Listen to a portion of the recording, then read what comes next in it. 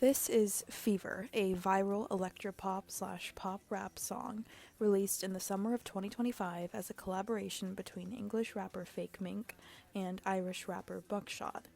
While this song eventually exploded on TikTok, it lives here on SoundCloud. This platform is crucial because, unlike Spotify or Apple Music, it is what authors David Hesmanhalsh, Ellis Jones, and Andreas Raw call a producer-oriented platform in their 2019 article titled SoundCloud and Bandcamp as Alternative Music Platforms. Fever lacks any sort of polished, high-budget music video, proving the song as a digital-first object, not a traditional MTV product like most mainstream pop songs today.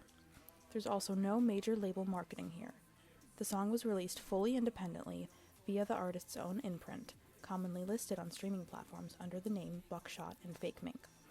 This fits the author's description of SoundCloud's culture, which they define as a sense of vernacular abundance, which has partly been made possible by use of low-cost digital technologies, including bedroom production on laptops, often based on sampling, remixing, mashups, and so on. This is also evident in the track's use of a sampled bass line from the song Vanished by Crystal Castles, a late 2000s electroclash song that itself has circulated through alternative and viral digital scenes. The sample situates Fever within a recursive online music culture, where repurposing and recontextualizing sounds is welcomed.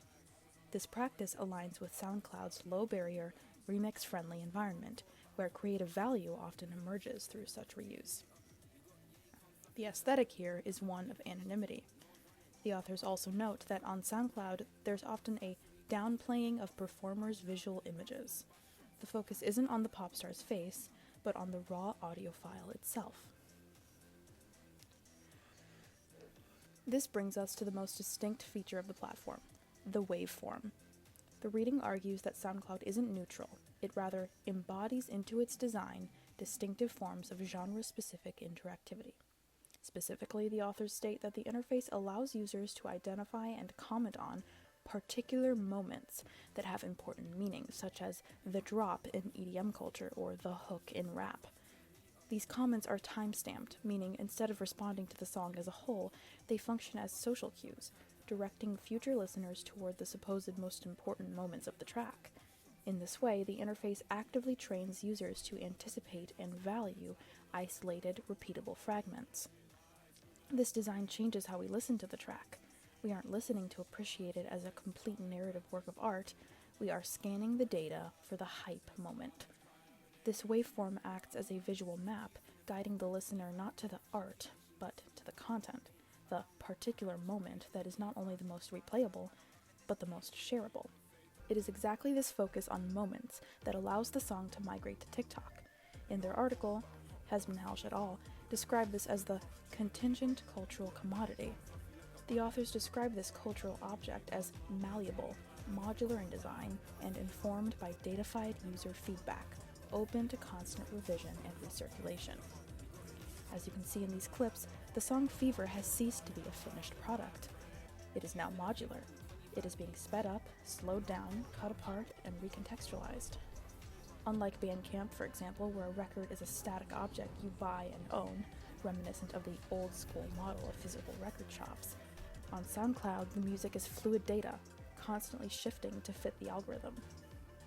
So Fake Mink and Buckshot get viral fame, and the platform gets content.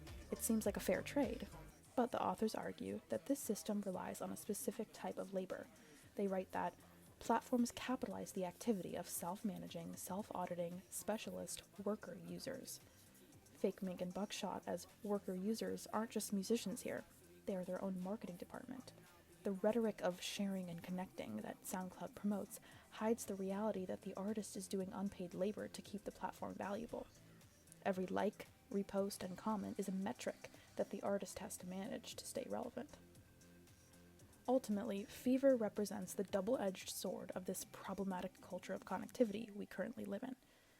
The authors warn us that this culture involves a continuous pressure, both from peers and from technologies, to expand through competition.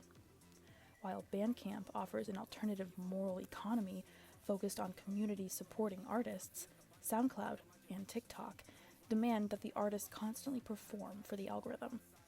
Fever is a great song, but within this platformized ecosystem, it's a tool for engagement, with its success measured less by artistic cohesion than by its ability to generate moments, metrics, and circulation.